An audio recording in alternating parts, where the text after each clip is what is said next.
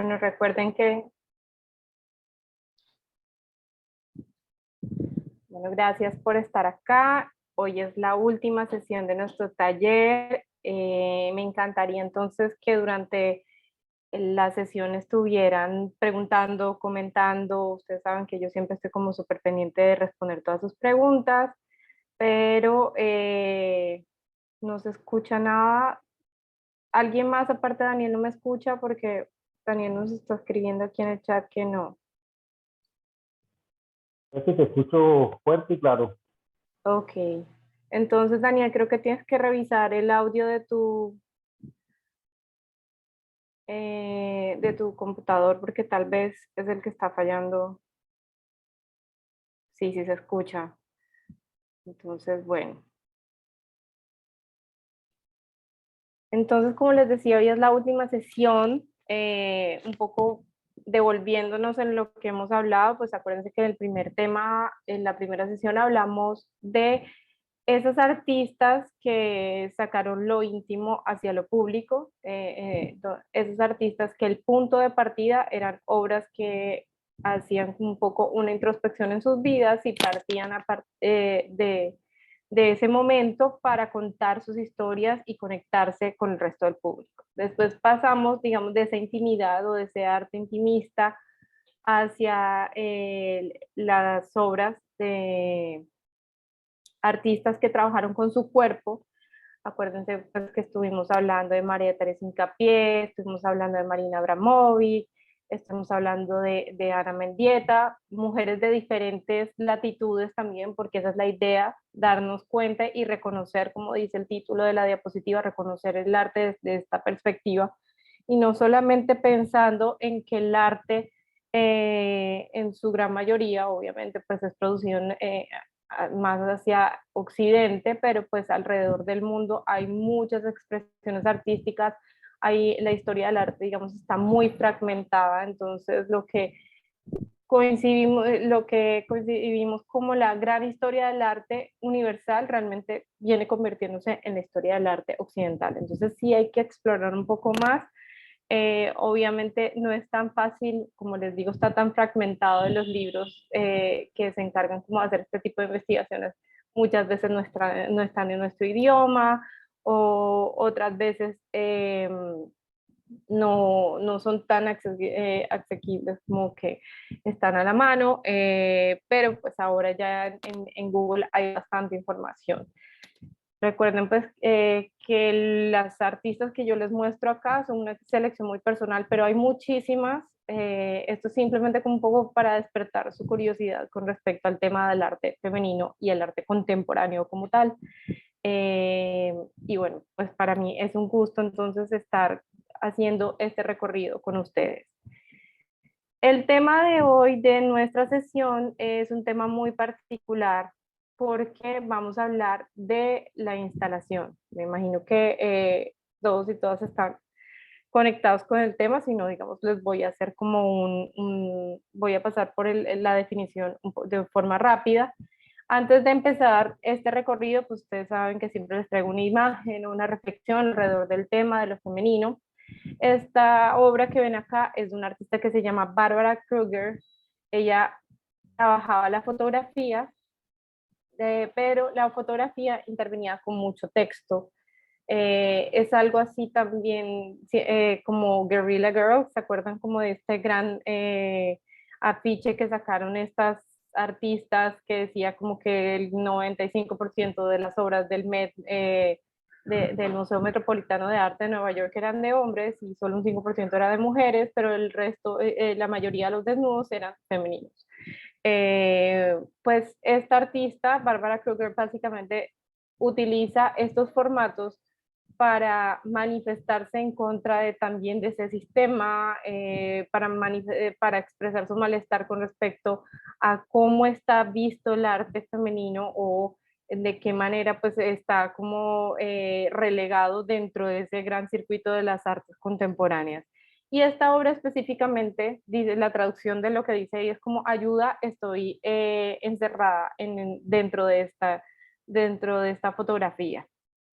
Y es eso, ¿no? Como que por mucho que eh, intentes, pues igual estás encasillada por el hecho de ser mujer, como que estás bloqueada un poco por el hecho de tener ese género. Obviamente, pues las rupturas se han ido presentando, también el hecho de las redes y la globalización pues ha permitido que las mujeres e incluso otros grupos tengan espacios de participación, que se vuelva un espacio mucho más inclusivo, obviamente mucho más expuesto también a la crítica, al sabotaje y demás. Entonces quería empezar este recorrido con esta reflexión y ahora sí, pues les empiezo a hablar específicamente de por qué la instalación. En el arte contemporáneo, cuando hablamos de instalación, es hablar de un espacio como tal. Entonces, la instalación durante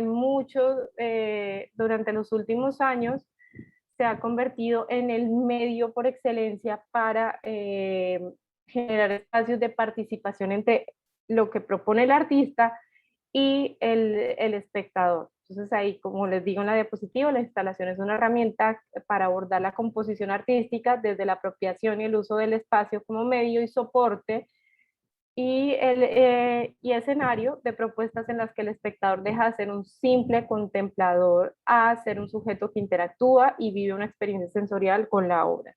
Las instalaciones hay de todo tipo, ahí les puse como una foto de una instalación en donde el artista propone como una ruptura, una destrucción, entonces como queda flotando todo el arte. Los artistas utilizan muchísimos recursos, pueden utilizar video con objetos flotando, pueden utilizar audio, pueden utilizar también elementos olfativos.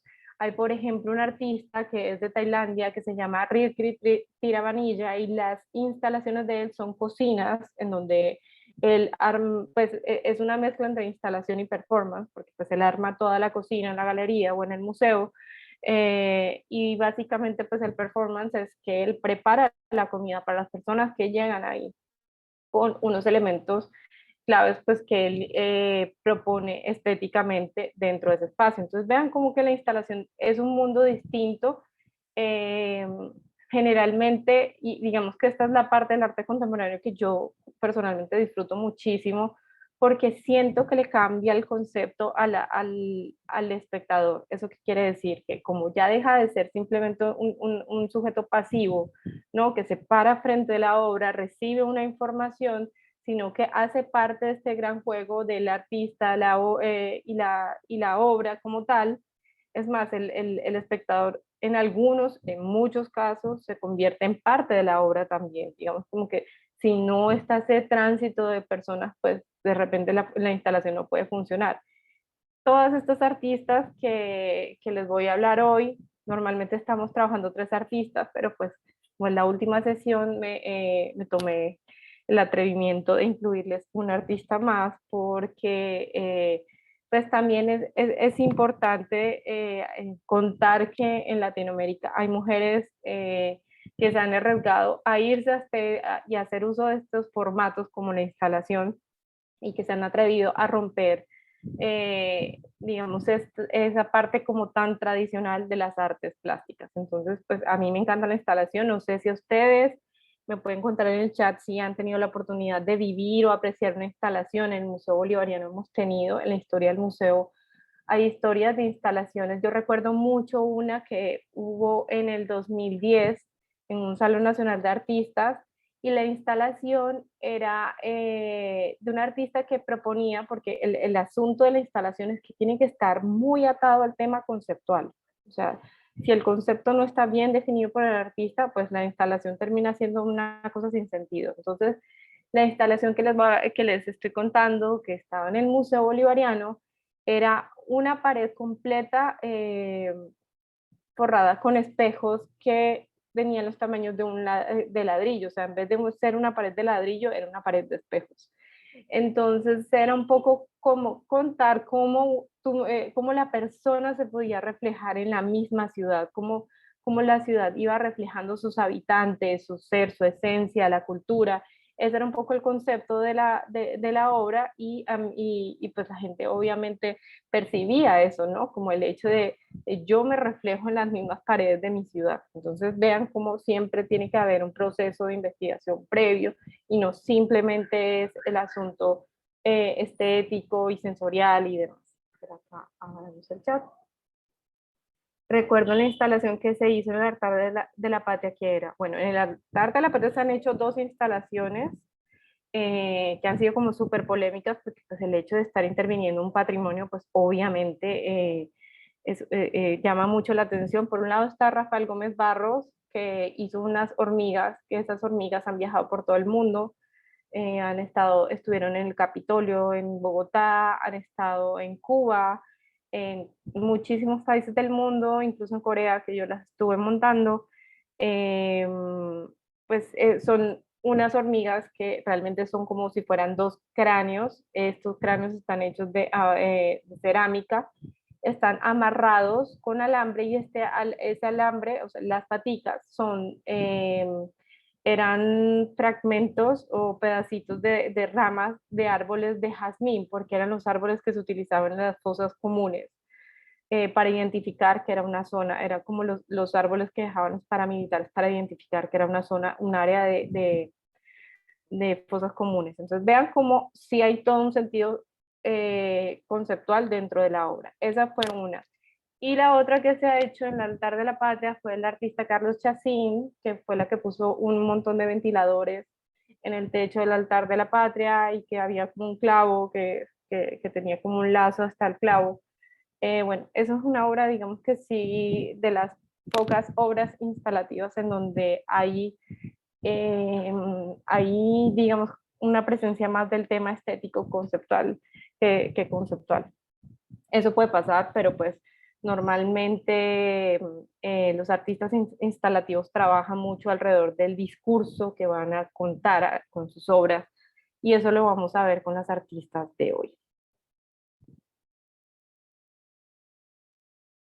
Esta es la primera artista de la que vamos a hablar hoy. Nos vamos a ir al otro lado del mundo donde pensamos que de repente no hay artistas y menos artistas contemporáneas y menos artistas instalativas, pues sí hay. Esta es Mona Hatoum, ella es de origen libanés, pues en la ficha del artista les puse que es muy poética, muy versátil, es melancólica, también cuestiona muchísimo el sistema y generalmente en sus obras habla mucho del tema de los estereotipos femeninos, de cómo es su relación con las madres, pues eso también viene mucho como de esa cultura musulmana, ¿no? De también todo el tema de represión de la mujer, de estar escondido debajo de muchas capas, de tener muchas restricciones a la hora de acceder a la educación, a proponer cosas, a estar dentro de circuitos políticos, de tener participación.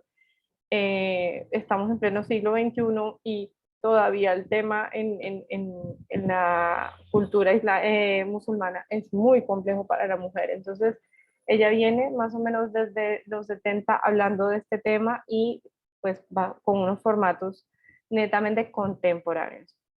Entonces, pues también el tema del exilio, porque pues ella para poder lograr consolidarse como una artista contemporánea, pues tuvo que abandonar su país, no netamente por el tema de estudios, la historia de ella es mucho más compleja y es que pues más o menos como a finales de los 60 el conflicto israelí-palestino pues empezó digamos como a tener muchas repercusiones como en toda la media luna árabe, en todos los países, y pues esto hizo como que los papás de ella tomaran la decisión como no, vete un tiempo para Londres y cuando esto esté un poco más tranquilo regresa y pues ella se fue para allá esperando pues el tiempo prudente para poder regresar a su casa y resultó que empezó una guerra civil en el Líbano peor y ya nunca pudo regresar y pues para ella fue muy duro porque pues toda su familia, sus amigos, su madre con la que tenía una relación bastante cercana, pues ahí ya hubo una ruptura muy fuerte y empieza como todo este proceso de desarraigo y de encontrarse ella en un lugar que no era de ella. Entonces, eso va a marcar muchísimo el desarrollo de las obras de Mona Hatoum. Mona Hatoum, bueno, ella empieza mucho hacia el performance, estudió pues en una academia de arte en Londres, y pues obviamente en plenos años, a finales de los años 60, 70, en donde revolución femenina, exploración del cuerpo y demás, y revolución sexual, por eso mucho el movimiento hippie en Inglaterra, aparece un movimiento que se llama Fluxus también, que si tienen la oportunidad de buscarlo, eso va a marcar mucho el tema del arte contemporáneo, porque realmente este movimiento hizo un manifiesto, digamos, como una serie de reglas de cómo se tenía que producir arte, que no tuviera que ver hacia lo comercial, que tenía que ser pues muy visceral. Entonces, digamos, como que eso todo influyó en artistas como Mona Hatoum, ¿no? Como que estaba como una esponja recibiendo eso. Y ella empieza como una especie de performance, pero que al final este performance se termina convirtiendo en una instalación porque se convierte en una videoinstalación. O sea, ella monta la forma de exhibir esta acción, es todo un montaje en donde sí hace uso del espacio para que realmente logre el efecto que es. Y entonces esa obra se llama Medidas de Distancia, es como les digo, video, proyección, color y sonido. Y todo lo que ustedes ven ahí, ella logró como hacer un viaje súper rápido al Líbano, un poco como a escondidas, como clandestino. Y en ese viaje, pues ella tuvo la oportunidad de volver a hablar con su mamá porque, digamos, como que el hecho de estar en Londres y de tener tanta libertad cuando ella en el Líbano no la tenía, entonces eso empezó a crear un montón de conflictos con ella, sobre todo con el tema de la sexualidad, ¿no? Cómo verse como mujer y explorar y demás. Entonces ella intercambiaba cartas con la mamá y todo lo que ustedes ven en árabe es la letra de las cartas que ella intercambiaba con la mamá con respecto al tema de su sexualidad.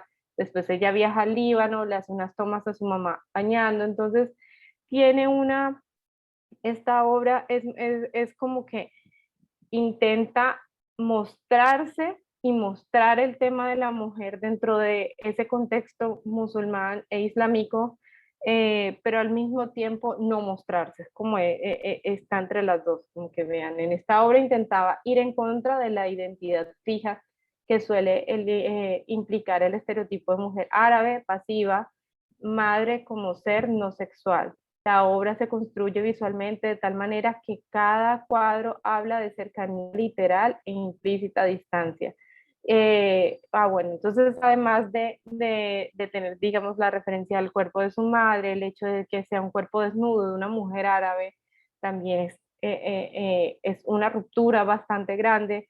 Y al mismo tiempo, el audio que suena es la traducción de las cartas, como que ella misma va leyendo para que las personas le encuentren un poco de sentido a este proceso. Sí, es precioso, esa obra es muy bella, por eso les digo que Mona Hatoum tiende a ser muy poética y muy melancólica porque se nota que siempre está como esa memoria viva de esa necesidad de volver y no volver, o sea, como que está entre ese choque de poderes, es bastante emotiva la obra de ella. Después, ya Mona Hatoum como tal, pues asume su creación instalativa y empieza a presentar una serie de obras que tienen que ver con juegos de luces, de sombras, habla mucho del tema de estar encasillado, de estar encerrado en su propia casa, de las barreras y también de los límites y de los muros que dividen, por ejemplo, el muro pues, en Palestina e Israel, que son sucesos que han marcado muchísimo. Ella habla mucho del tema de los límites, sobre todo pues en esta serie. Esta es una obra que se llama Light Sentence, como sentencia de luz. Son armarios de malla y alambre con un motor eléctrico, y este motor eléctrico lo que va haciendo es que va moviendo el foco de luz. Entonces, digamos como que estas obras que va creando, pues cuando el espectador camina, es un poco como que el mundo se te está moviendo alrededor, los límites se pueden mover, todo también puede ser una ilusión óptica, pero al mismo tiempo te genera la sensación que cada vez también puedes estar más encerrado incluso dentro de esos movimientos, que un poco lo que pasa con la política, ¿no? Como que suceden muchas cosas y sobre todo en estos países árabes que hay tantos conflictos y que hay tantos cambios en el territorio, también en el paisaje cultural. Entonces, hay límites, pero los límites también te pueden encerrar. Eso es un poco como lo que ella planteaba en este tipo de obras.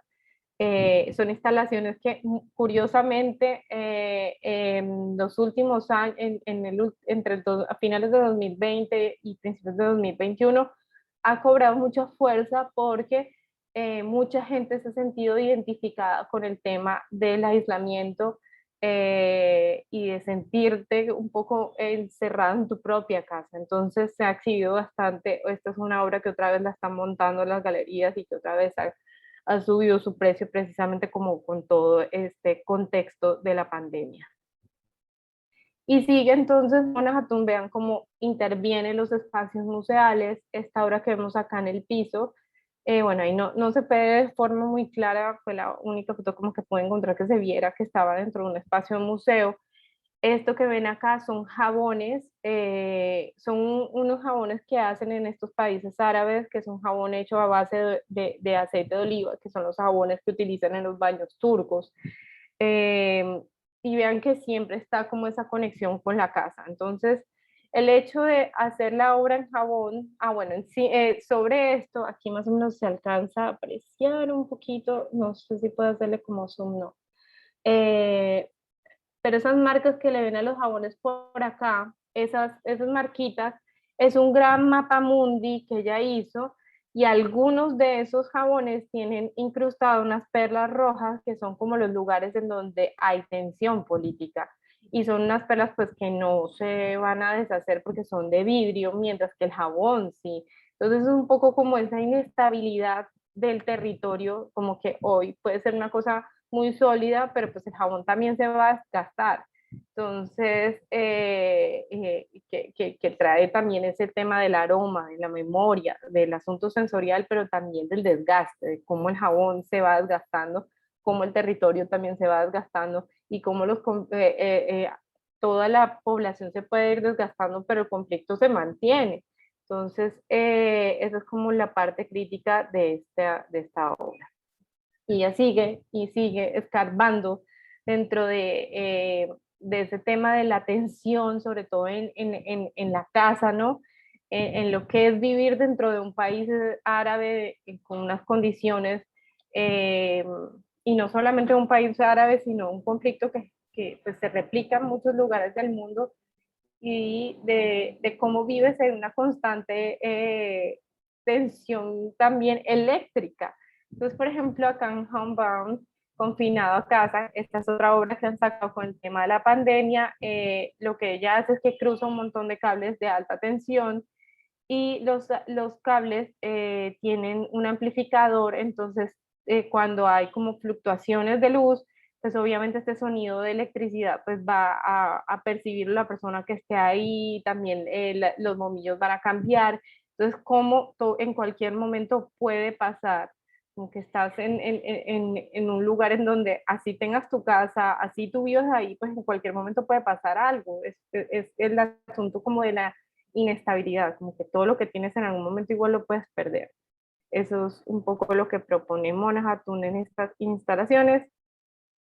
Y estas son de las que más impactan a las personas cuando tienen la opción de visitar la obra de Mona Hatoum, porque, por ejemplo, Impenetrable vuelve el asunto de los límites, vuelve el asunto también de no poder transitar libremente por el espacio porque tienes un montón de muros que te están encerrando. Entonces, Impenetrable es esto, como que es una valla, es como este gran muro que tiene transparencias, que te da la sensación de estar flotando, pero que en realidad es acero, es alambre de pesca con alambre de púas, aparte de eso, y que por mucho que te dé la sensación de que eso se va a mover o que se ve muy libre, pues te vas a lastimar, como que sí hay un límite sutil, sí hay una forma de dividir los espacios, sí hay una forma de intervenir el paisaje, y Impenetrable se trata de eso, también como de la fragilidad, de cómo también el ser humano pues está todo el tiempo limitado por un montón de elementos eh, tangibles, ¿no? E intangibles al tiempo. Esa es como la atención de esta obra. Esto es del 2010, vean como que ha pasado, por ejemplo, de la primera obra, que es del 88, en donde pues, se hace uso del video, y ya entonces hacia el año 2000, pues ya estamos utilizando otro tipo de elementos mucho más arriesgados. Esto pues es instalación, pero al mismo tiempo es un elemento bastante escultórico por el hecho pues, que sí hay una interacción, pero no es una interacción directa con el público. Y al final, entonces, esto es digamos como de lo más reciente, pero ya sigue produciendo, es increíble, es una mujer imparable. Esto se llama Hotspot y aquí habla del cambio climático y es increíble esta obra porque es un gran globo que pone los pisos de las salas de los museos y estas obras pues tiene todo el mapa mundi con luces de neón naranja. Siento que este tipo de arte es el que más permite una interacción con el público, por supuesto, esa es la intención de las instalaciones. Yo siento que el artista que busca hacer una instalación es porque realmente quiere, siente la necesidad de que la obra se complementa con ese tránsito y esa postura del espectador que pasa de ser pasivo a ser mucho más activo. Entonces, aquí en Hotspot, como les decía, retomando a Mona Hatoum, estos son unos grandes globos, unos grandes mapamundis hechos en neón rojo, pero aparte de neón rojo, tiene resistencias, entonces esto se pone muy caliente. Esas resistencias no todo el tiempo están a la misma temperatura, como que va y viene, y esto es con el fin de llamar la atención a las personas con el tema del cambio climático. Entonces uno puede estar normal en la sala haciendo el recorrido y de repente llega este globo y empieza a subir la temperatura terriblemente y claro, uno empieza a sentir ese efecto del calor, por eso pues esta obra quiere hacer como llamar la atención como mira, todo el planeta entero está en este problema del cambio climático que es real, que aunque parezca lejano, igual la temperatura está creciendo como va subiendo la temperatura gracias a las resistencias de mi obra. Entonces, sí es una mujer bastante conectada como con la situación actual del planeta y pues de Hotspot ha hecho diferentes globitos, de globo terráqueo, como que hay unos formatos un poco más pequeños, pero los más famosos de ella como son estos formatos grandes puestos en la sala, generando todo ese calor para poder tener ese efecto con las personas que visitan las salas y que sientan un poco que se pueden quemar, como que esto realmente puede pasarnos, como que no estamos lejos de vivir una situación así. Entonces, no sé si tengan preguntas, mientras yo entonces voy alisando y les muestro un pequeño cortito de Mona Hatoum para que la conozcan un poco más. Y, y entonces, pues acuérdense que me pueden preguntar lo que quieran.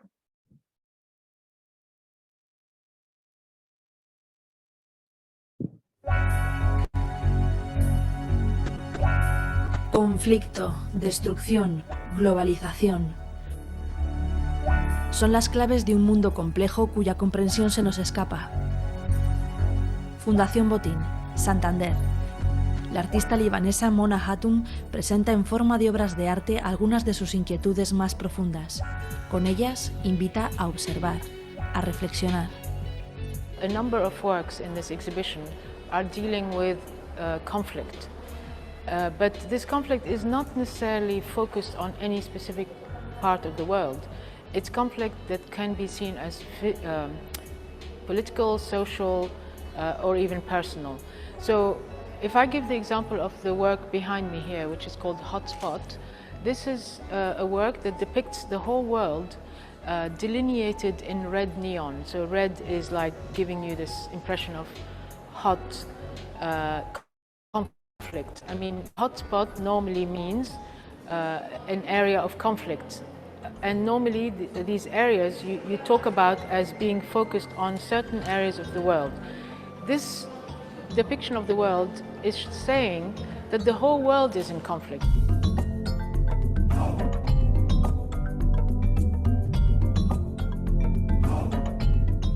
Un mundo en tensión por causas políticas, económicas y religiosas a escala global, sin concretar. La artista propone una mirada abierta en la que cada espectador saque sus propias conclusiones. Odia moralizar. I think in general the work I make is something that is trying to confront people with their assumptions about the world. I want to make people ask questions and not take things for granted, so that there's always contradictions in the work in order to open up questions in the viewer's minds. En el centro mismo de toda la exposición y los diferentes trabajos que recoge está una pregunta por la tensión sobre qué se puede representar en el mundo contemporáneo y qué se puede decir, es decir, cuál es la potencialidad de la palabra, hasta qué punto podemos hablar y representar esos grandes conflictos, esas grandes nociones como la crisis, como la globalización, como todo aquello de lo que de algún modo nos envuelve casi de una forma verbal y en imágenes en el día a día a través de las noticias, a través de todo. Multitud de materiales y formas de expresar un común interés por comprender el mundo. And very often I choose the materials because I want the resonance from that material to give me certain physical sensations that when you're in front of that work, that it's almost a physical kind of experience that produces the meaning, that it's through the physical experience that you actually come up with the question. Apela a través de los diferentes materiales que ella utiliza, a través de las diferentes formas que le da al problema y a la preocupación, a una elasticidad en los materiales y en el lenguaje artístico. Una elasticidad que es necesaria para la construcción de la subjetividad contemporánea, es decir, ¿qué está en el fondo de todo esto? Es cada uno de nosotros, aquí y ahora, ¿qué podemos hacer con toda esta información? ¿Cómo podemos interpretar el mundo que nos rodea? ¿Qué herramientas tenemos a nuestro alcance para intentar entender un poco más dónde estamos y sobre todo a dónde queremos ir?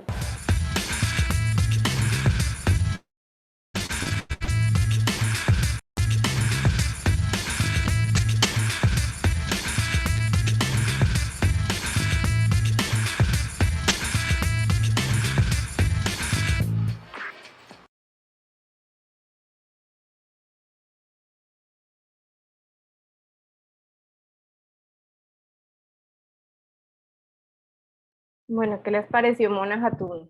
Por favor, escríbanme por ahí para leer sus comentarios. Pues yo, la verdad es que siempre me toca muchísimo el tema de Mona Hatoum, sobre todo por el asunto, esa reconstrucción del conflicto desde una mirada de mujer, pues vale la pena revisarlo en sus obras. No sé si alguno tiene preguntas. Bueno, continuemos entonces con la siguiente artista. Y bueno, de todo este tema de conflicto que hemos hablado, pues también es importante hablar un poco de color, de diversión. Yo creo que a esta artista sí la deben conocer mucho y si no sabían cómo se llamaba, pues aquí la van a reconocer. Aquí nos escribe Juan, es interesante ver cómo evidencia el conflicto haciéndolo más interactivo. Me encanta la forma de plantear los conflictos, por supuesto. Pues es que, como les he dicho muchas veces, como en las clases, es que el arte pues termina convirtiéndose en una forma de decir lo que normalmente no se dice en los medios. Y cuando las personas tienen, pues yo leí una vez como era un estudio como con un curador y un psicólogo, y era que decían que en las obras, en las instalativas que tenían el tema como de realidad actual y que hablaba como de violencia y de conflicto y demás, las personas realmente entendían mejor la situación cuando tenían esta experiencia sensible con estas obras que, digamos, viendo las noticias o buscando la información o leyéndola. Entonces, vean que sí el arte puede tener como ese poder pedagógico, o en otros casos también puede tener un poder sanador. ¿Se acuerdan como con María Teresa Incapié o como con la misma Marina Abramovic? Y con, por ejemplo, con Yayoi Kusama, sí es como una forma de no solamente criticar al sistema, sino llamar a la atención con respecto al tema de las enfermedades mentales de una forma bastante particular. Esta artista, que todavía es muy vigente, nació en Matsumoto, Japón, es de 1929, es una persona muy sensible, es introspectiva, es introvertida, le encanta pues sorprender, incluso sorprende de una manera muy personal, es decir, ella sorprende con sus obras sin tener esa intención de volver su obra una sorpresa. Sus obras son bastante femeninas, se dice que son minimalistas porque pues utiliza, digamos, o formas básicas o colores básicos o específicamente ciertos aspectos como del arte, no hace uso, digamos, como de demasiados elementos para contar como sus historias. También es una especie de surrealismo porque sus obras de alguna forma son interpretaciones de sus sueños. También lo llaman arte marginal porque pues también el hecho de ella sufre de trastorno obsesivo compulsivo, tiene este problema desde muy pequeña y eso la convirtió, le hizo la vida bastante difícil, sobre todo en Japón. Ella pues nació en un lugar bastante pequeño, en donde, pues, y rural, entonces digamos como que las mujeres también tenían como un papel muy establecido, pues todo el tema, el asunto que hemos hablado con respecto a los roles, y pues ella no encajaba en eso precisamente por todo este cuadro mental que pues que tenía, y pues obviamente en esa época, estamos hablando de en los años 30, pues no se hablaba como de manera tan abierta como se está haciendo ahora con respecto a las enfermedades mentales, digamos como que es algo como, ay, ya se te va a pasar, o esta niña es muy mal criada, no encaja en absolutamente nada, entonces vean lo difícil que pudo haber sido para ella. Siempre pues, se conectó bastante con el tema de la producción artística, y sus obras generalmente tienen mucho, pues todo el tema psicológico del que les estoy contando, pero también digamos como que es una forma de ella asomarse al asunto de su sexualidad de una forma no tan explícita, sino más de cómo lo percibe ella dentro de su mundo y dentro de toda esta configuración mental que ella tiene. Eh, y empecemos entonces a ver las obras de Yayoi. Y aquí está la primera obra y aquí se las presento. Entonces Yayoi, para llegar a esto, para empezar a producir obras, para empezar a hacer instalaciones, para poder, digamos, pensar en grande, entonces a Yayoi le tocó irse de Japón y se fue para Nueva York. Y entonces cuando llega a esta gran ciudad, pues están pasando muchísimas cosas. Está por un lado la revolución sexual, está por un lado también el tema del feminismo, está por otro lado pues bastantes crisis económicas, el surgimiento del arte pop, que es este arte bastante colorido, muy hacia la publicidad, muy hacia el cómic. ¿Recuerdan la imagen que les mostré en la clase pasada? Daniel, que se salió. Bueno, esto es como ese tema del pop art, o no sé si tienen como de referencia a Andy Warhol. Fue una de sus grandes influencias, es más, digamos, como que ella estaba dentro de ese circuito.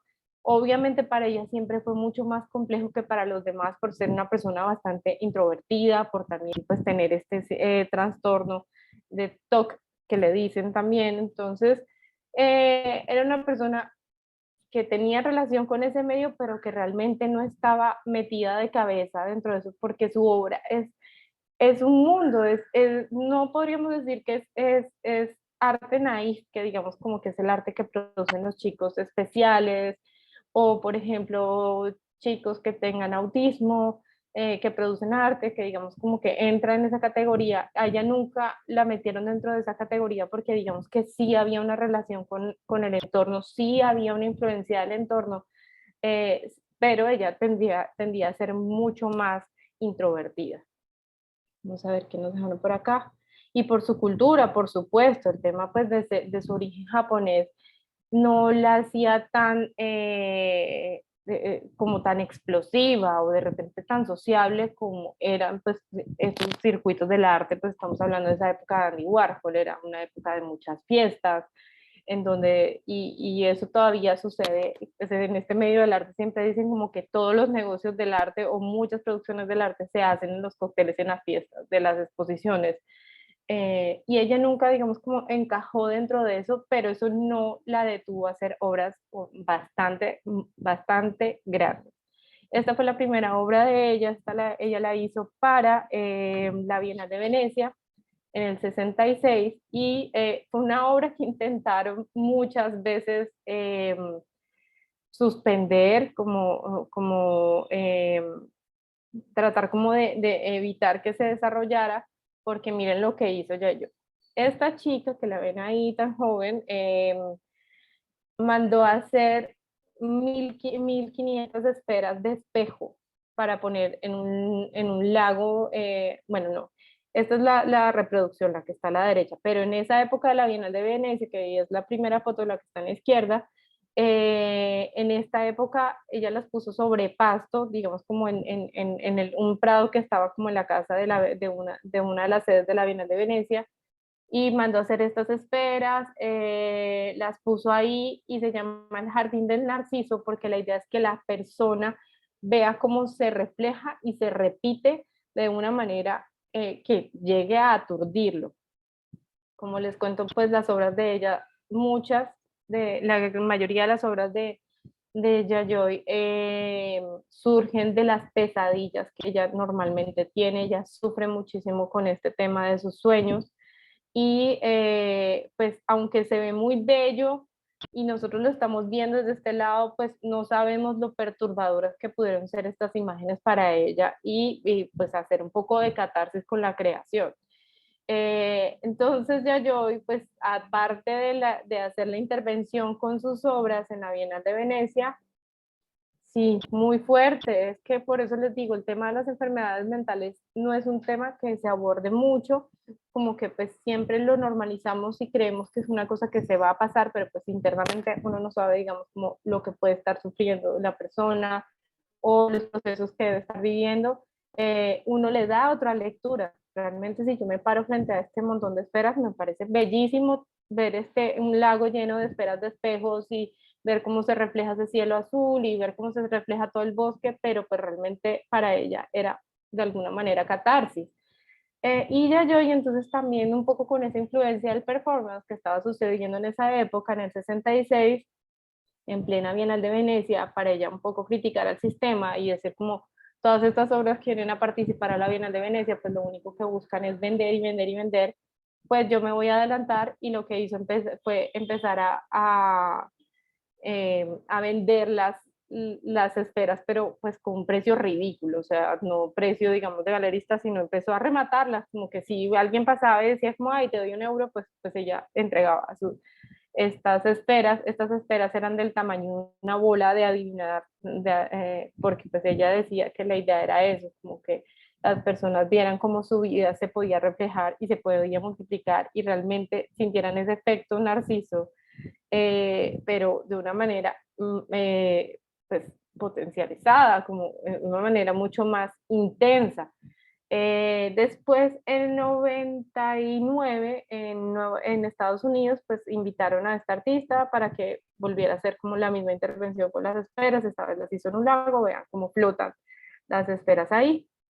Y pues es una obra muy bella, pero pues no entendemos, es muy difícil comprender lo complejo que puede ser pasar por este tipo de temas. Y pues obviamente estas pesadillas de Yayoi siguen produciendo obras que visualmente son increíbles. Esta es obsesión por los puntos, pues todas las obras de ella, entonces ella pues sí explora el dibujo, ha explorado el dibujo, ha explorado el grabado, técnicas tradicionales, pero pues ella se conecta más con la instalación por el hecho de poder hacer que las personas también transiten por todas estas ilusiones o estos mundos que ella crea o que van apareciendo, digamos, en cada uno de sus procesos. Como les dije, pues ella es muy minimalista, no hace uso de muchos recursos, sino de geometrías, de espejos, de colores, de puntos. Ella es de las primeras que crea las esculturas blandas, entonces son esculturas que pueden rebotar, que son generalmente de hule o que son de plástico, que las personas se pueden subir, que pueden saltar, y pues también el uso de los espejos, el hecho de perturbar, de multiplicar, de también que las personas se vean reflejadas en los sueños de ella. Sí, es como si quisiera que las personas hicieran parte de sus sueños o que el público viva sus pesadillas tal cual. Ese es el efecto que ella busca. Es también un poco, yo siento que también es un poco de llamar la atención, como miren, yo paso por esto, visualmente puede ser muy precioso, pero también puede ser muy perturbador. Hay personas que igual entran a estas grandes instalaciones de Yayoi y pues no la disfrutan, porque pues puede ser abrumador el hecho de tener tanto color rojo. Por ejemplo, a mí me costaría mucho trabajo entrar en una instalación de Yayoi si fuera toda amarilla, porque a mí el color amarillo pues no tiene un efecto positivo en mí, entonces no lo voy a disfrutar, obviamente. Y así pues a las personas lo viven de maneras distintas.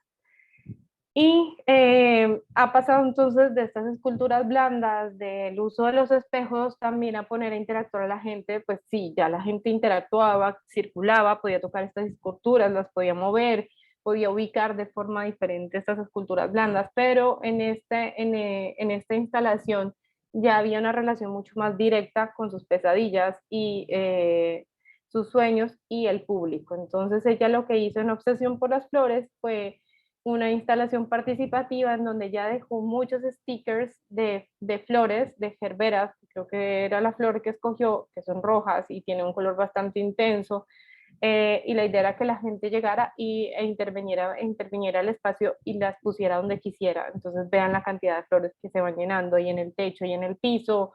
Ella puso como una especie de cocina, armó, y las sillas, todo lo que realmente sería la cotidianidad, pues termina invadido por estas flores y pues puede ser bello, pero pues también puede ser abrumador total, completamente. Ella pues dice esto: un día después de mirar un patrón de flores rojas en el mantel, miré hacia arriba y vi que el techo, las ventanas y las columnas parecían estar enlucidas con el mismo patrón floral rojo. Vi toda mi habitación, vi todo mi cuerpo y el universo entero cubierto de flores rojas, y en ese instante mi alma fue borrada. Esto no era una ilusión, sino la realidad misma. Yo siento que en ese texto explica muy bien digamos, esos procesos mentales que la llevan a hacer este tipo de instalaciones. Vean que cómo ella pasa de tener esa idea a hacerla tangible, a hacerla participativa, y de cómo ella misma se siente perdida dentro de la misma obra, a pesar de que está en todas partes, porque pues todo es creación de ella.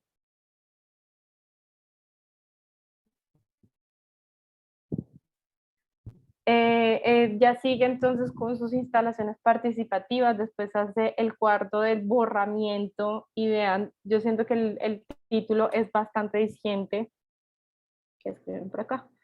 Me parece muy interesante cómo ella propone un punto de partida, luego el espectador transforma la obra completamente y la hace mejor o peor. Sí, pues puede ser mejor o peor. Habrá personas que les encanta esa lluvia de color, como hay personas que definitivamente les parece, les aturde ver como tantos elementos en un mismo espacio, incluso se vuelve de minimalista. También parece que puede volverse muy barroca y muy densa y muy saturante también.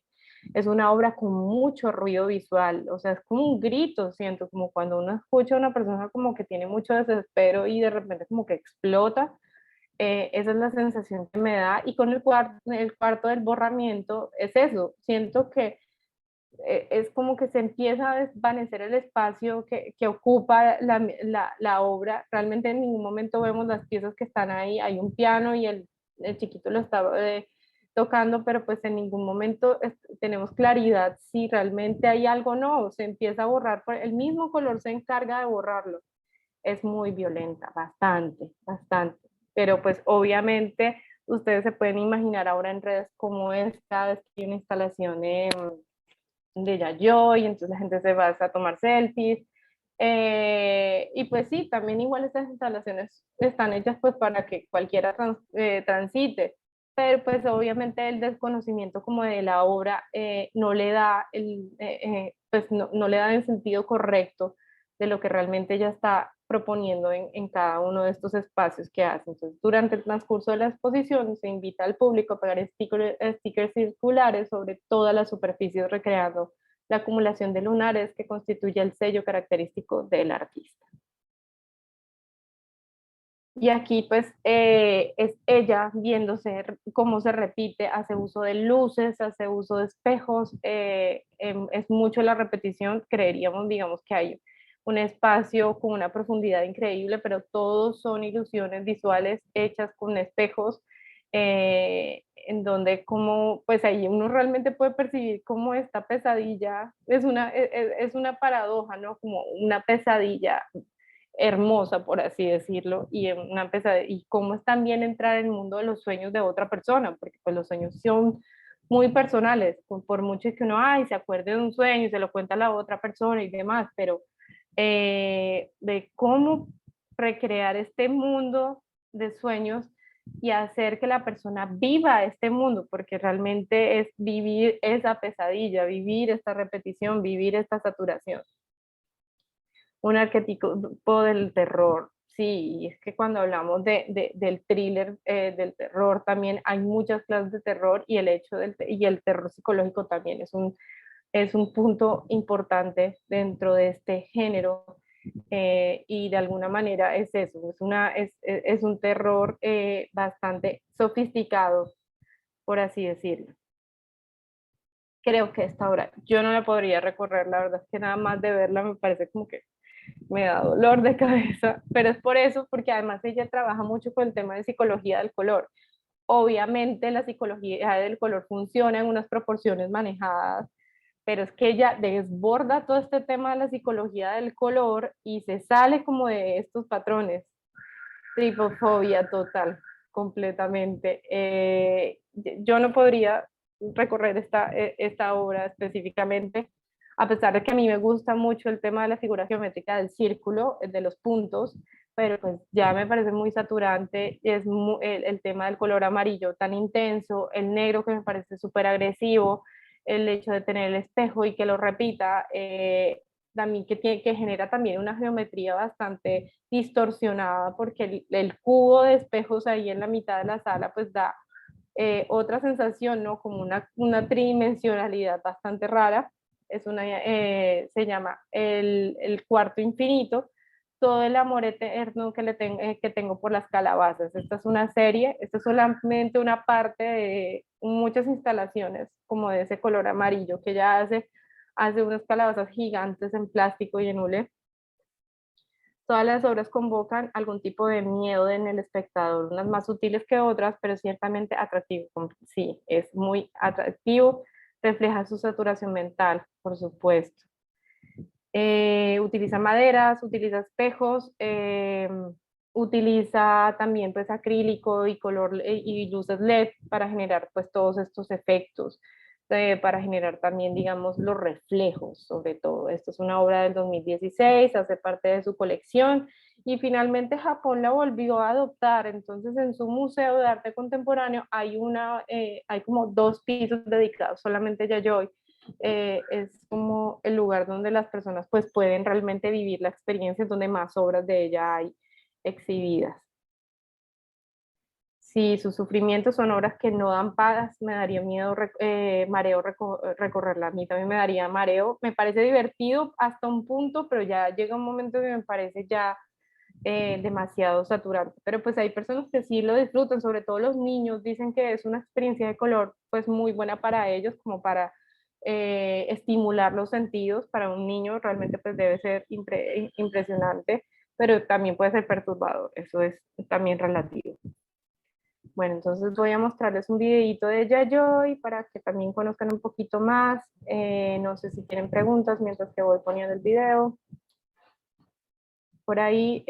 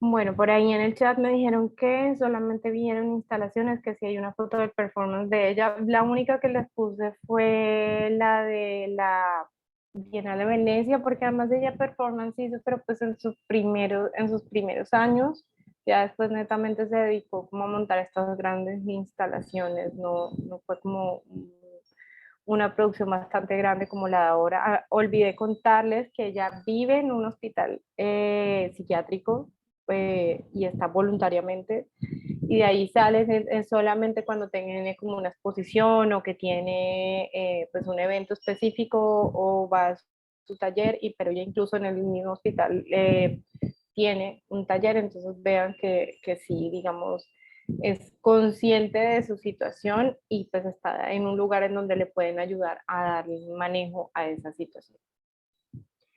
Y bueno, seguimos con mujeres que buscan irse como a un lado más perturbador a través de la instalación. Y ahora, entonces, de Japón nos vamos a Brasil y me encanta poder hablar de Latinoamérica porque Brasil es un país muy, pero muy rico en artistas, en mujeres artistas, sobre todo del arte moderno hacia acá.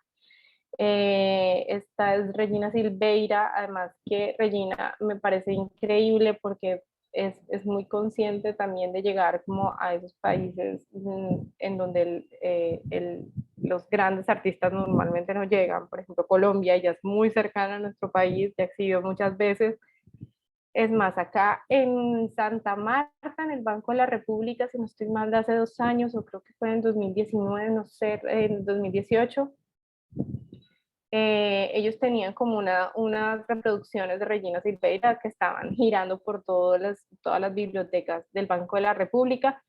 Ahora creo que no está, pero ellos normalmente tienden a sacar nuevamente las obras que ya han estado como exhibiendo. Sí, fue en 2018, sí, sí, tienes toda la razón, Daniel, fue acá en Santa Marta en 2018, pero estén muy pendientes porque generalmente ellos rotan nuevamente las cosas que ya han exhibido, entonces es probable que de repente llegue otra vez.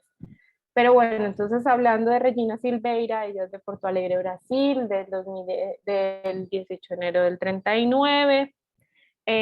Pues ella nació en Porto Alegre, pero realmente vivió entre Sao Paulo y Río. Y de Brasil, pues les cuento un poco. Brasil como en los años, entre los años 50 y 60 se dio un movimiento que se llamaba el movimiento tropicalista, digamos, todos esos elementos que en publicidad o en redes vemos mucho, que utilizan, digamos, los colores tropicales y eso que llaman elegancia tropical. Eso no es un concepto nuevo, esto lo crearon, lo propusieron estos tropicalistas, que eran grupos de artistas, artistas plásticos, artistas de la parte cinematográfica, de la parte de artes escénicas, de literatos. Entonces como que todos estos intelectuales se reunieron y empezaron a crear este manifiesto tropicalista que iba en contra como de todo el sistema, ellos como que apoyaban mucho el tema de las vanguardias, de hacer uso de nuevas técnicas y nuevos medios en el arte. Entonces obviamente a Brasil llegó bastante el tema del performance, el tema de la instalación, el tema de la arquitectura. Brasil es muy rico en artistas que proponen espacios o que abordan la arquitectura desde otro punto, y ahí es donde Regina se conecta bastante bien. Ella entonces pues deja su lugar porque pues era un lugar muy pequeño, ella ahí empezó a estudiar artes, empezó por el dibujo, pero digamos que también fue una chica como que la criticaban bastante porque entonces hacía pinceladas bastante gruesas o grandes o toscas. Entonces claro, como que no era el formato regular o no era la forma regular o tradicional en la que se desarrollaba X técnica.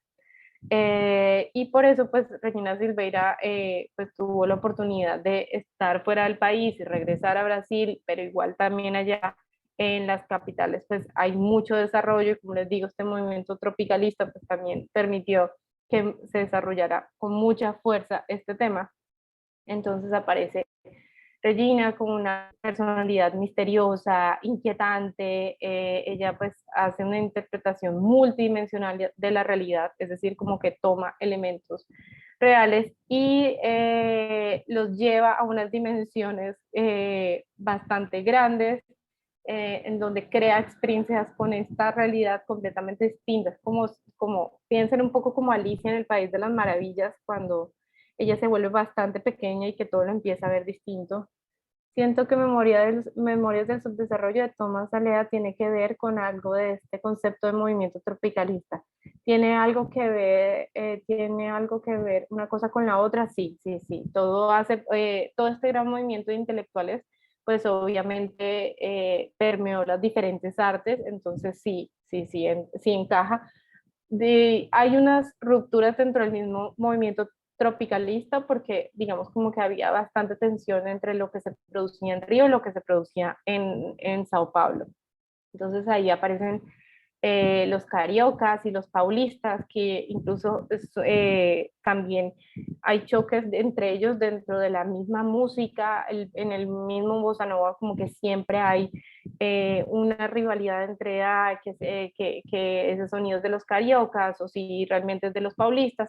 Hay muchas rupturas dentro de ellos, pero sí, realmente era un gran movimiento intelectual, un movimiento bastante vanguardista. Eso es como la palabra que resume el tropicalismo y que pues permite que artistas como Regina Silveira empiecen a producir ese tipo de obras. Entonces, ella se sale de sus medios tradicionales y empieza a utilizar luces y sombras para crear perspectivas y proponer obras que abordan los espacios de una manera distinta y ya van a ver por qué.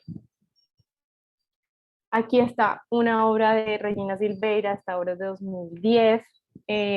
Bueno, Regina Silveira, entonces, como les dije, es una, hace como obras que parten del dibujo, porque van que son como unos dibujos grandísimos, en unas dimensiones diferentes, pero ella busca, por un lado, revivir el arte de la impresión. ¿Y por qué ahí viene el arte de la impresión? Porque es un arte que actualmente, o con los medios, incluso entre los medios tradicionales y los medios contemporáneos, pues es como un arte que se desvaloriza bastante, como que dicen, no, el hecho de que sea computador o que sea impreso, pues ya no es arte, como no es lo mismo que un muralista que llega a interviene en todas las paredes y que pinta, o no es lo mismo del que sí, como que hace un dibujo a lápiz, o como que siempre lo desvaloriza mucho, pero eso si nosotros revisamos la historia de la imprenta o de la historia del grabado, porque pues dentro del arte impreso también el grabado entraría ahí, eh, hay mucho de labor artística y hay mucho también hay que tener una maestría, hay que tener un mínimo como de virtuosismo para poder llevar a cabo este arte impreso de la mejor forma. Si esa obra estuvo en la Galería La Fomenta en el 2015, sí, ella estuvo ahí, hizo un conversatorio y todo. El conversatorio está todo en YouTube, si quieres les dejo ahorita el link en el chat, porque pues es un poquito más largo, entonces de repente no alcanzamos a ver todas las artistas que tengo para hoy, porque está Regina, pero falta otra más. Y pues aquí les puse como una frase de ella: el artista no plantea soluciones, plantea preguntas y también puede provocar tensión. Entonces era como lo que les hablaba de un poco el cuento de Alicia en el País de las Maravillas, cuando ella se vuelve tan chiquita. Eh, y pues empieza, pues la percepción del mundo cambia, ¿no? Porque pues el hecho de ver todos esos micromundos que normalmente, con los que normalmente no nos relacionamos, eh, puede ser bastante siniestro, o puede también ser una experiencia de exploración interesante, porque pues vamos a poder comprender cómo empieza, cuáles son las dinámicas de este gran mundo. Entonces, esta obra se llama Rerum Naturae. Tiene muchos elementos, todas las impresiones de pared, esto generalmente ella hace los dibujos, los digitaliza, luego de digitalizarlos pues se lleva un proceso de impresión, no son impresiones regulares, son unas máquinas especiales que pues le mantienen como todo este aspecto que parece que se ve lo más real posible al dibujo, que mantiene como toda esta línea. Es muy monocromática, generalmente ya no utiliza muchos colores y interviene el espacio a veces, pues acá no es el techo no tanto, pero normalmente son los techos, las paredes, las ventanas, los pisos, o sea, como que uno realmente se siente abordado por todos los ángulos de la misma obra. Normalmente pues ella busca en sus obras también mostrar la huella de algo que no está, de la presencia de algo que estuvo ahí, pero nosotros le quitamos un poco el lugar. Y es un mensaje para reflexionar si somos el centro del universo. Ahí, creo que esto que acaba de decir Lidia se me adelantó, se me adelantó un poquito, porque es que normalmente el hombre tiende a sentirse como grande con respecto a todo, y vuelvo al tema como de los micromundos, como todos esos pequeños ecosistemas que nosotros desconocemos porque no como que un poco los descartamos dentro de esa gran composición del planeta, como que asumimos que la especie humana básicamente es todo el mundo y resulta que nosotros estamos en constante interacción con muchos de esos micromundos, la hormiga que encuentras en la casa, o sí, los insectos o las bacterias que ni siquiera vemos, el mismo virus, vean con una cosa que nosotros ni siquiera podemos ver, nos tuvo encerrados en nuestras casas casi todo un año. Entonces, y ella busca mostrar eso. Lo que no está, hace uso de las sombras, busca salirse como del formato convencional de composición, que tiene una perspectiva y que hay una profundidad. Sí, sí les insisto que ella sí toma elementos del dibujo y si ven los insectos que ella plantea en esta instalación, sí tienen mucho de, por ejemplo, de dibujo botánico porque tienen bastantes detalles, pero no es el único fin. El fin es más la sensación que logra teniendo estos elementos bajo estas dimensiones compuestos y dispuestos dentro del espacio de la forma en la que está. También pues pone como una mesa, elementos de la cotidianidad que también son invadidos por este micromundo.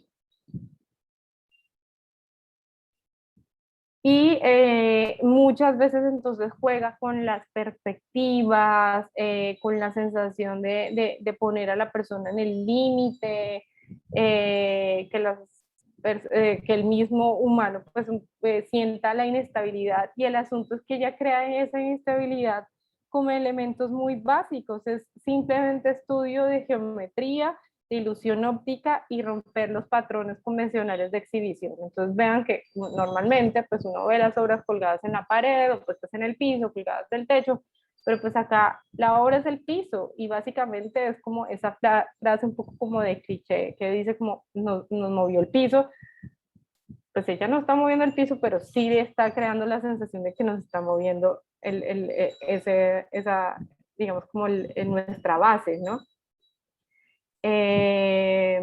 Esta es una obra pues que ha sido exhibida en muchos lugares. La ventaja que tiene, digamos, este tipo de formatos es que como no está, no es una obra que requiera de unas condiciones de seguridad o unas condiciones de exhibición muy complejas, pues es una obra que se puede llevar fácilmente a cualquier lugar, entonces por eso ella tiene la posibilidad de intervenir en muchos espacios a los que normalmente los artistas no llegan, porque créanme que traer una obra, así sea una sola pintura, a veces es de un artista muy grande, es muy complicado por condiciones de seguridad, porque cuando tú sacas una obra del lugar donde normalmente está exhibida, entonces tienes que generar las mismas condiciones de humedad, de temperatura, de X cosas para que la obra se mantenga tal cual y como está.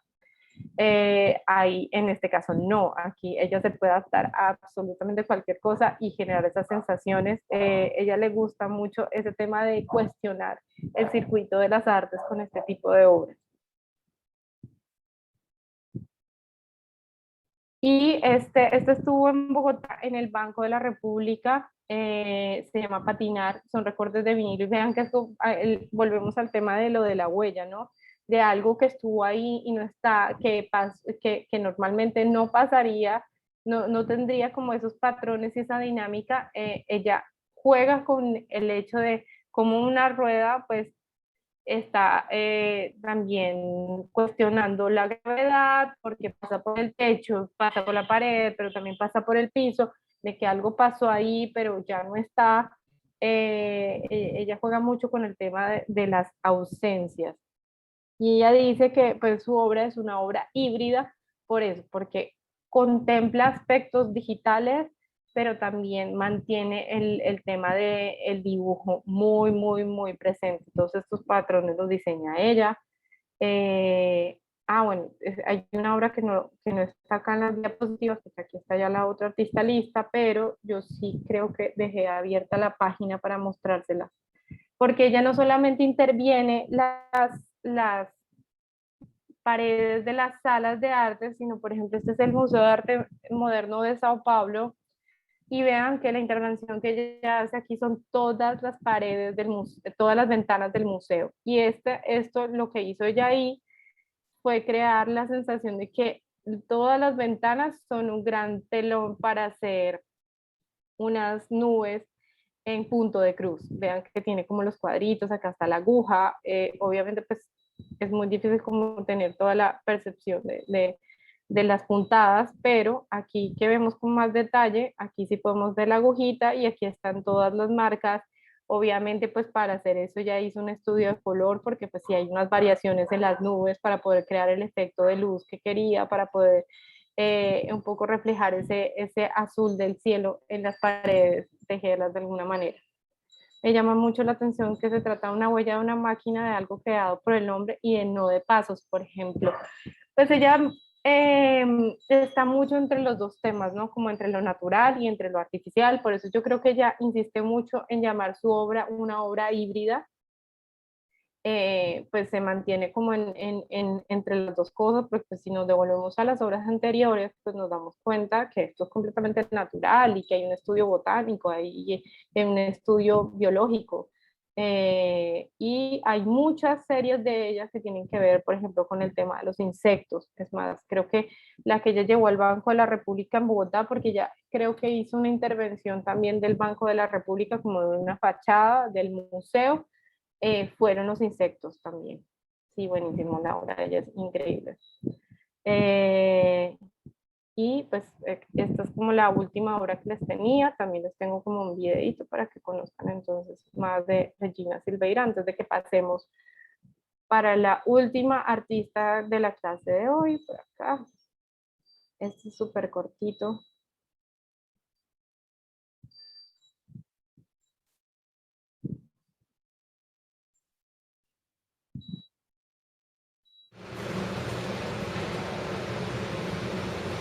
Regina Silveira, however, her installation, you can see behind me some bugs. Her installation are these huge insects. And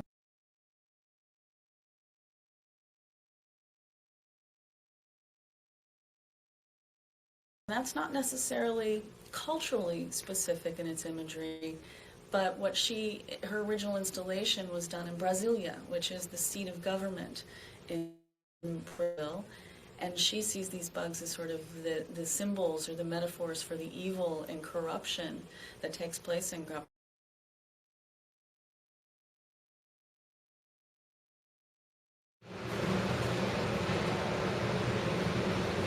Regina Silveira, however, her installation, you can see behind me some bugs. Her installation are these huge insects, and that's not necessarily culturally specific in its imagery, but her original installation was done in Brasilia, which is the seat of government in Brazil, and she sees these bugs as sort of the symbols or the metaphors for the evil and corruption that takes place in government, that invades and infests our daily existence, that the effect of the power can actually affect our daily existence. And so she's used an image that may not have a cultural specificity, but she's referring to a situation very specific that starts with her country but is also universal. Regina, she immerses you in the experience. She's actually taken the entire 2,000 square foot gallery and covered the floors, the walls, the columns. These huge insects are invading, and in the center of the space you have a table, which is a very domestic setting. Print is pervasive in our daily lives, whether we're in an art gallery or not. It's all about new ways of seeing, new ways of thinking about contemporary art.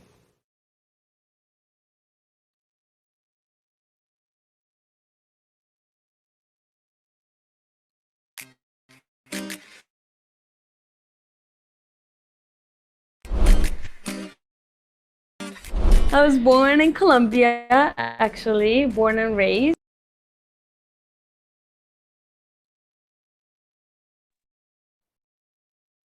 Bueno, ¿qué les pareció? No sé si tienen comentarios sobre sobre Regina Silveira. No sé si quieren decir algo, les gustó, qué tal les pareció, porque a mí, bueno, un poco el tema político que se me había pasado es contarles que pues ella también critica mucho el tema de la corrupción y demás, con sus ilusiones ópticas, pero a mí lo que me parece es que tiene ese muy implícito el tema de lo latinoamericano, ¿no? De esa como exuberancia natural también que nosotros tenemos, que Brasil tiene específicamente, y siento que ese aspecto está muy presente en la obra de ella. Vamos a ver acá en el chat que pusieron, me gustó muchísimo, sí, sí, sí, es muy, muy, muy buena Regina Silveira, y escucharla hablar también es increíble, pues como una persona pues puede hacer elementos bastante grandes y lograr ese efecto en la persona, ¿no? Lo que decíamos de eh, romper un poco con el tema de creer que la especie humana está sola en el mundo, que no, y que somos lo más grande que hay, cuando hay muchos mundos, submundos, micromundos que en realidad nosotros ni siquiera contemplamos. Sí, todo es muy orgánico, muy latinoamericano, se conecta mucho con la artista cubana que la llevaron a Estados Unidos, sí, muchísimo.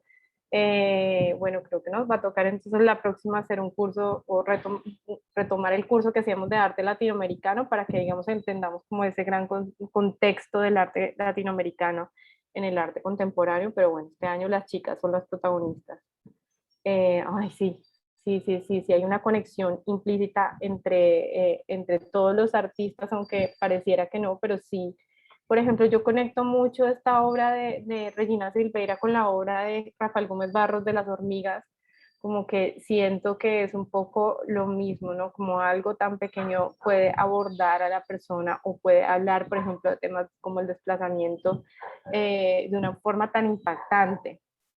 Entonces sí, hay unas relaciones implícitas en los territorios, en los paisajes culturales, y ya cuando uno empieza a ver incluso país por país, también empieza a encontrar las diferencias. Entonces, por ejemplo, uno se da cuenta que el arte cubano tiende a hacer mucho del uso del texto, del tema de lo corporal también, del tema de la santería, que es muy reiterativo. De repente Colombia habla mucho del tema de la violencia, del desplazamiento, digamos como de todas las situaciones que hemos vivido, y así como que lo vamos fragmentando, y aunque sí tenemos muchas cosas en común, hay muchísimas cosas que nos diferencian, pero bueno, ya eso es otro tema para otro curso y aparte. Sí, de acuerdo, y al mismo tiempo en el concepto tan importante de huella en Latinoamérica, desde lo político hasta lo humano, por supuesto.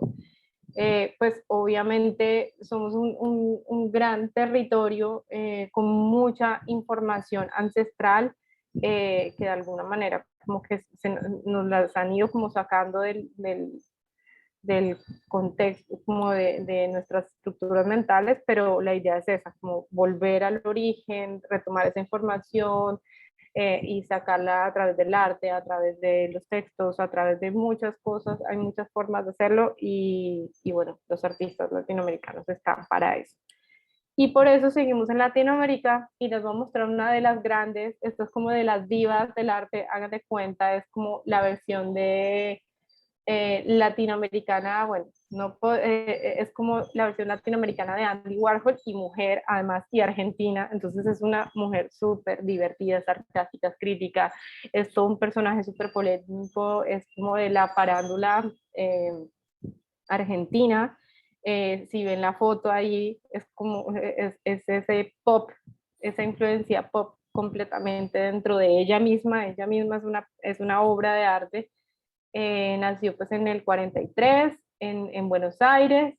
También le pasó un poco lo que le pasó a Regina Silveira, y era que no encajaba mucho con esas formas de enseñar el arte, de enseñar las artes.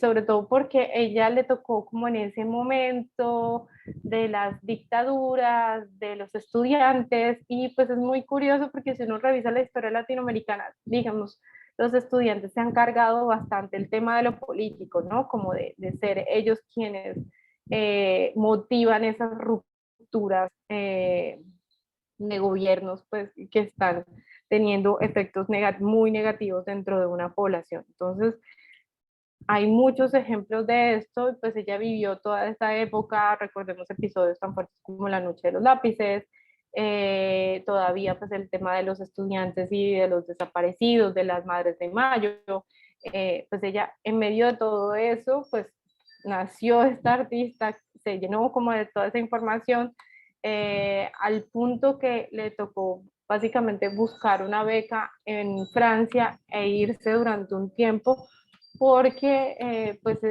con las primeras obras empezó a ser bastante perseguida por las dictaduras, entonces fue bastante complejo para ella.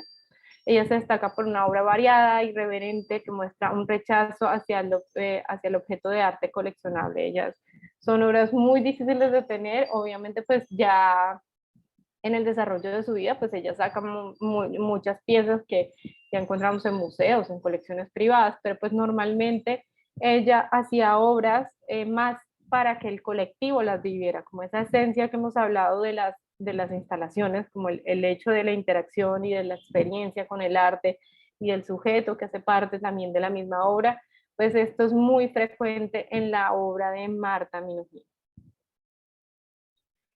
Les traje como un fragmento de un texto de ella para que la entiendan un poquito mejor. A mí primero me pasó que era como un existencialista que se quería suicidar y todo era negro y horrible. Cuando me hice pop, empecé a gozar de vivir en arte. Es un espacio que yo me inventé, en el cual soy feliz. En cambio, en la vida cotidiana no soy tan feliz. No soy una desesperación como Modigliani, Camille Claudel o Van Gogh. Esa desesperación ya la pasé por el hecho de haber vivido en los 70 y de haber sido contemporánea de los Beatles, de los Rolling Stones, de las minifaldas y los colores lindos. Ya soy happy y me tomo la vida como una cosa multicolor.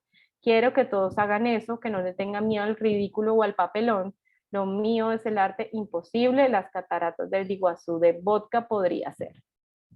Ella busca crear lo que nadie se imagina, partiendo incluso como de conceptos hasta del arte clásico, como la irreverencia en su forma más grande.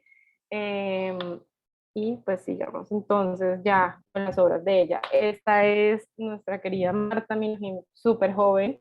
Esta es una obra que ella empezó desde el 64 y hasta el 85, siguió haciendo estas piezas, se llamaba Revuélquese y Viva.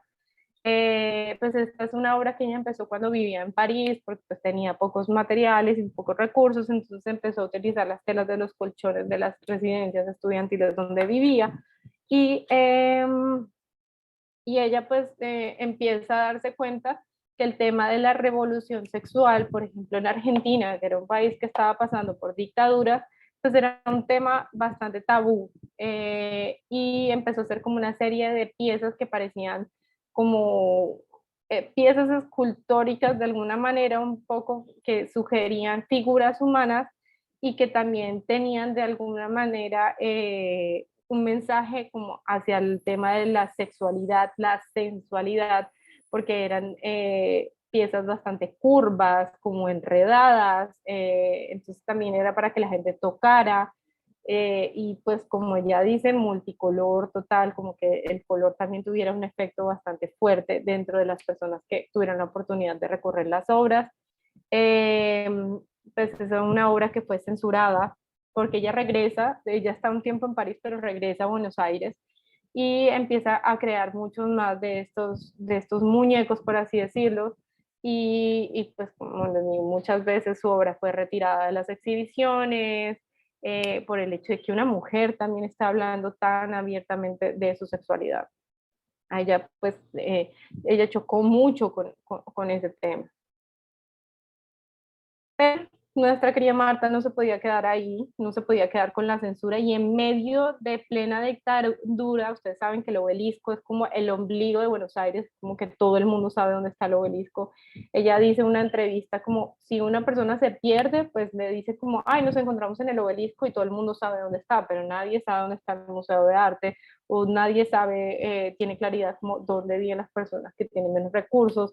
Entonces Marta Minujín crea otro obelisco para un poco burlarse de las instituciones o criticar las instituciones o criticar el momento tan fuerte por el que están viviendo en Argentina, porque también había una crisis, el tema de la comida era muy complejo, allá se comía mucho pan dulce, digamos que era una tradición recibida por los italianos, es el pan dulce que también conocemos acá como panetón que hacen en Navidad, para criticar el sistema, pues crea este obelisco casi del mismo tamaño del original, pero ahí está de pie, pero este obelisco tenía la particularidad es que el obelisco estaba inclinado. Esto lo hizo en el 79, es una, miren ahí dice, réplica del obelisco porteño de 36 metros recubierto por 10.000 paquetes de pan dulce que luego fueron distribuidos entre el público. Ella dice ahí, la gente se mataba por el pan dulce, que tuvieron que ponerle agua a la gente, tirarle agua pues para que se calmara, porque pues imagínense toda la cantidad de personas, imagínense que hicieran eso acá en Colombia, cuántas personas llegarían también para poder tener un pedazo de ese pan. Y es también como desacralizar el obelisco, ¿no? Como que es ese elemento intocable, pues que representa también esa forma fálica, ¿no? Como que está irrumpiendo entre el cielo, como que tiene esa verticalidad y esa grandeza. Entonces, el hecho de hacer una obra que de alguna manera cuestionara esa estructura, pues era ir de frente y en contra a la dictadura. Entonces, Marta fue bastante perseguida por ese asunto. Además que vean las dimensiones, 36 metros de alto, lleno de pan, no creo que pues haya sido una obra muy fácil de montar. Y Marta entonces siguió soñando en grande y este fue, digamos, como las obras que ya salieron de todas las dimensiones. Ella entonces empezó a estudiar el arte clásico y obviamente el Partenón siempre es como el escenario de la democracia, es el escenario del encuentro, es donde empezó el tema de la política. Eso, chupándote esta vaina que se llena de... No, no me dejan ni ver. Entonces, bueno, después de esta interrupción, ella empieza a estudiar entonces el arte griego y este escenario, pues lo que representa el Partenón en la historia normalmente, pues es eso, el encuentro, la política, la justicia y demás. Ella entonces parte de esa gran idea de los griegos y crea su propio Partenón. Entonces hay dos versiones de este Partenón de Marta Minujín. Uno que hizo en el 83, que también fue en contra de la dictadura, este lo hizo en Buenos Aires, y fueron 20.000 libros, que fue la primera versión, libros prohibidos por la dictadura. Son todos esos libros que quemaron en Buenos Aires o que no dejaban que las personas llegaran a ellos en las librerías, que los censuraban, que evitaban pues cualquier tipo de acceso, la gente los donaba o ella los sacaba pues de donde los tenían escondidos, de bodegas. Entonces todo un trabajo de inteligencia y lo que hizo fue toda una estructura de metal casi de las mismas dimensiones de un Partenón original, porque la idea era que también las personas pudieran recorrerlos y de alguna manera verlos. Entonces estos libros iban metiendo como en unas bolsitas y los iban instalando dentro de esta gran estructura de metal. Posteriormente, cuando ya se desmontaba la obra, pues era volverle a entregar la información a las personas, ¿no? Como que que realmente se dé esta democracia, que realmente se dé esta posibilidad de acceder a la información, que la información fluya, que sea libre, que sea horizontal y no vertical, ¿no? Como que hay unos arriba y otros abajo y a unos les llega y a otros no. Entonces ella lo que hizo fue romper con estas diferencias y poner al alcance de todas las personas estos libros prohibidos. Posteriormente, en el 2017, ella vuelve a hacer este Partenón mucho más grande, pasa de 20.000 libros a 100.000 libros, y lo hace en la Documenta de Kassel en Alemania. Esta foto que vemos acá es la de la Documenta, por eso se ve bastante grande. La de Argentina se me hizo muy difícil encontrarles una fotografía. La del 83. un artista muy bien controversial, gran capacidad para denunciar una pregunta, ¿cómo accedía a financiación? Pues mucho como de el primero de Buenos Aires, pues obviamente mucho de los movimientos estudiantiles, ¿no? Como que ayuda por parte de eso, también pues digamos todo era como muy underground, de donaciones y demás, pero pues si ya estamos hablando del 2017, la Documenta de Kassel, para los que no saben, es como la feria, una de las ferias de arte más grandes del mundo, si no es la más grande, de arte contemporáneo, y en la Documenta pues obviamente tienen unos recursos, ya además que ya Marta está al nivel de Andy Warhol, las obras de ella son bastante costosas, entonces ya digamos como que si estamos hablando del 2017 pues tiene un presupuesto enorme para poder montar esto. Obviamente pues ella de alguna manera buscaba, en Argentina pues buscaba apoyos del que tenía la grúa, del que hacía la estructura de metal, o sea, el proceso era completamente distinto. Es más, yo tuve la oportunidad de ver un documental sobre Marta Minujín y ella contaba como que, pues, que eran dos momentos diferentes. Cuando ella montó eso en casa, pues era como que haz lo que quieras, monta lo que quieras, pues que aquí te vamos a soportar con esto, pero en Argentina era todo como un poco, había como ese factor sorpresa, ¿no? Como que también estaba todo como que podía pasar y no. Después, entonces les digo, los libros fueron entregados a todas las personas que quisieron llevarse el libro. Ella hizo uno similar también que se llamaba La Torre de Babel, que es una espiral también de libros, pero los libros de la Documenta de Kassel son distintos a los de Argentina porque estos son todos los libros que estaban prohibidos en todo el régimen de Hitler en Alemania. Entonces hicieron una lista y además ella puso el Partenón también en un lugar clave, que fue el lugar donde se hizo la quema de libros para que, digamos, las personas pudieran tener como sentir la fuerza un poco de este señor. Entonces ella, para darle otra vez otro sentido a ese lugar y devolver el tema de la democracia, y devolver el tema como de la libertad y un poco sanar ese suceso que ocurrió con Hitler, pues puso este Partenón en el mismo lugar. Lo que hacía entonces era publicar en internet la lista de todos los libros y las personas fueron donándolos, sacándolos de donde tenía. Decían que a veces aparecían unas ediciones rarísimas de la época, obviamente otras pues eran más recientes, pero pues se logró el objetivo y pues se entregaron nuevamente estos libros muchos años después de que fueron censurados. Y bueno, esta era la última artista que tenía para mostrarles hoy. Por aquí les tengo también otro video, también cortito, para que conozcan a la diva de Marta Minujín. No se queden como con la curiosidad de saber cómo es, porque tiene una personalidad bastante particular. Pues ya van a ver, no me voy a adelantar mucho, porque aquí nos pusieron unos mensajitos en el chat.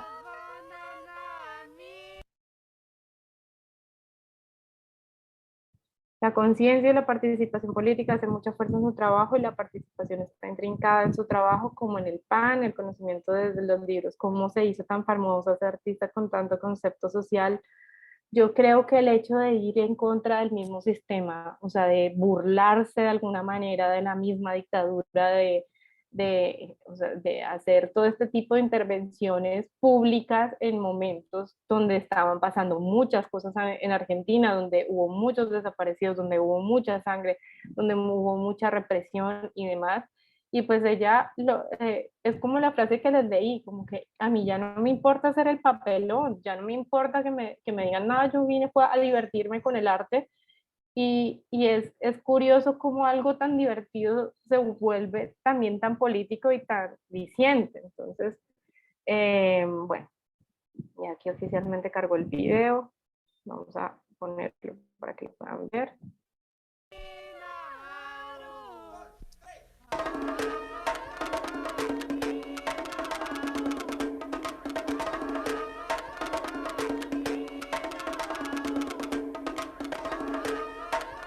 Bienvenidos a Gallery Nights TV. Hoy tengo el placer y la alegría de presentar una de las artistas plásticas más geniales de la Argentina. Y ella es Marta Minujín.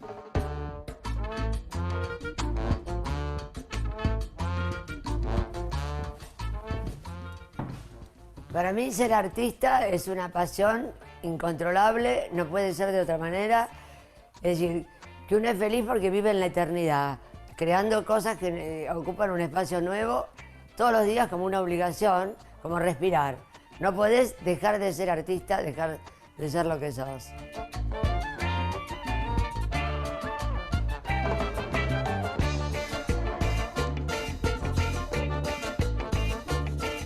El rasgo unificador de mi obra fue siempre impactar al espectador, descolocarlo de su vida cotidiana, desalienarlo.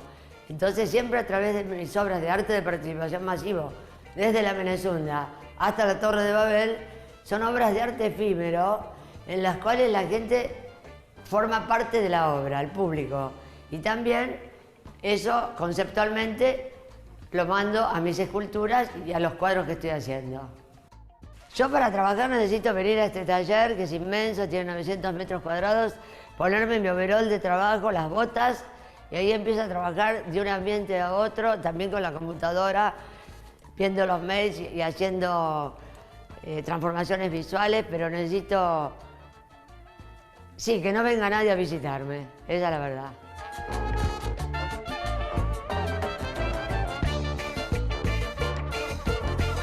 Mi sueño como artista es pasar a la inmortalidad como Leonardo da Vinci, gran inventor, o Miguel Ángel, gran ejecutor y creador. Y como me creo una genia del siglo XXI, pasar totalmente a la inmortalidad y quedar para siempre en el recuerdo de todos los seres humanos de la Tierra.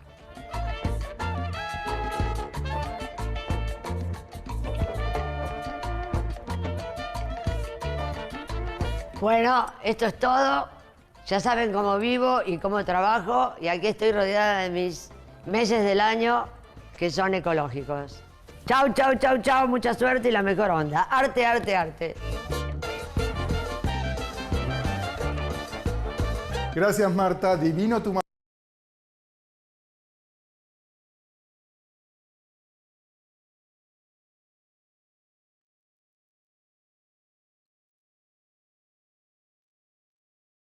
Bueno, ¿qué les pareció? Ya con esto entonces con Marta vamos finalizando el tema de hoy. No sé si tienen comentarios, pueden poner sus micrófonos, contarme cómo se sintieron, con qué artistas se conectaron, si estuvieron en las 3 sesiones. Me encantaría pues, escucharlos ya, porque yo estaba hablando como una lora aquí sola, pero pues me encantaría sentir que están por ahí, que voy acompañada por ustedes. Con todo el gusto del mundo, de verdad, para mí es un gusto poder hacer estas curadurías. Me encanta la idea también de poder hablarles desde mi sentir femenino y contarles que que la mujer también tiene una presencia bastante fuerte en la historia del arte contemporáneo y que hemos hecho cosas muy grandes como este Partenón de Marta Minujín. Por eso la dejé para el final, porque sabía que iba a tener un impacto bastante fuerte y que iba pues estar entre ese tema como de la diversión, pero lo crítico también, de la irrupción y de poner como al alcance del público todos los temas, muchos temas de los que no se pudo hablar en mucho tiempo. A ver, cuéntenme, comentarios, por favor. Ay, muchas gracias, muchas gracias por los comentarios. Por ahí veo a alguien que va a prender el micrófono. ¿Quién está por ahí? Yo, Graciela. Hola, gracias. No, las gracias, me encantó los 4, pero me encantó mucho Regina, porque me parece que ella también expresa mucho de que nosotros no somos lo máximo en este planeta, sino hay cosas más importantes, cosas más pequeñas. Sí, está como hablando de lo más pequeño es lo todo, ¿no? Expresa muchas cosas, sus sentimientos en todas las cosas pequeñas, volverlas grandes. Claro. Sí, y bueno, aprovecho que estás por ahí, o no sé si alguien más quiere comentar, pero en términos generales, ¿cómo vieron la producción artística femenina? Por ejemplo, los que han estado o las que han estado en las 3 sesiones completas que han pasado por ahí. Daniel levantó la mano. Bueno, Daniel, tienes la palabra, por favor, cuéntanos. Aló, ¿ahí me escuchas? Sí, sí, sí, te escucho perfecto. Hola, ¿cómo estás, Estefanía? Pues, bueno, primero, gracias por lo de las sesiones. Me parecieron muy interesantes. Lo otro, ya con lo que estabas diciendo para complementar, lo que pasa es que se me hace a mí, en una opinión personal, es que la sensibilidad que tiene el arte femenino claramente es muy diferente al otro. ¿En qué sentido me refiero? Más que lo obvio, ese nivel de sensibilidad que tiene el arte femenino en Latinoamérica, o bueno, que tú también tomaste todos los continentes, hace que tenga una particularidad desde lo de la tierra hasta la sensibilidad del otro. Creo que eso es muy valioso y lo recalcaste mucho en las 3 sesiones. Eso me pareció muy importante porque todas las mujeres tienen algo en común que algunos artistas no tampoco lo tienen, siento que a veces se foguean mucho en demasiado ego. Claramente las mujeres creo que también caen en eso, pero tratan de hacer de la obra algo más, como diría Marta, inmortal, en su inmortalidad como artista. Pero me parece muy valioso ver tantas visiones y siempre que se quieren ir es como al principio, ¿no? Eso es lo que más sentí, al origen. Y me pareció muy interesante eso. Muchas cosas para aprender y gracias. Ay, Daniel, muchas gracias por tu intervención. Me parece muy valioso que hagas esta reflexión porque pues toda la selección de las artistas estaba encaminada a eso, como a contar. No solamente somos mujeres y porque somos mujeres hacemos arte distinto, no, sino que siento que el hecho de querer irrumpir en un mundo tan masculino hace que te tengas que enfocar mucho más en la construcción, no solamente estética, sino en la construcción del discurso.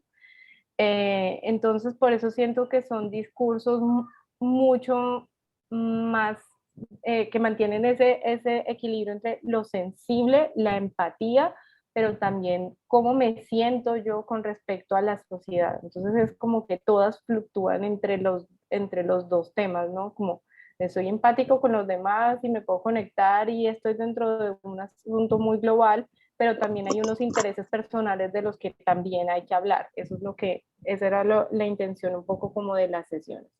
Gracias, Daniel, por tu comentario. No sé si alguien más quiera participar por ahí. Pueden poner su micrófono sin pena. Me encantaría escucharles las voces en esta última sesión.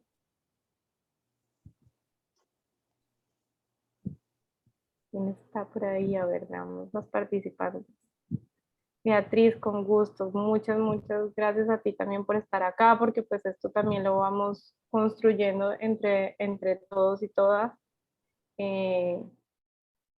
Bueno, no sé si ya entonces cerramos la sesión definitivamente, pero bueno, les tengo una noticia y es que si no se vieron todas las sesiones o las quieren compartir con alguien más, vamos a estarlas subiendo en el canal de YouTube del museo las 3 sesiones, por si acaso pues quieren volver a un artista o revisar alguna información o crean que esa información es valiosa para otra persona, entonces tengan la opción de compartirla y volver a la información. Sí, miren, buscan el museo como Museo Bolivariano de Arte Contemporáneo. Ahí les dejé cómo salimos en YouTube. Ahí nos buscan. No sé qué tanto nos vayamos a demorar, pero pues digamos que el plan es subirlo en estos días, así que estén como súper pendientes del canal de YouTube del museo. De todas maneras, hay un montón de exposiciones que hemos hecho y de proyectos del museo que también pueden ir explorando por si les interesa, pero nuestro taller pues va a quedar ahí en el canal de YouTube para que estén como pendientes. Muchas gracias a ustedes por estar acá. Por acompañarme en estas 3 sesiones, por escucharme todas estas historias, por complementar con sus comentarios, por dejarse sorprender también por el arte femenino, que esa era la idea. Bueno, Daniel dice que el curso de arte latinoamericano es un curso que ya se ha hecho en el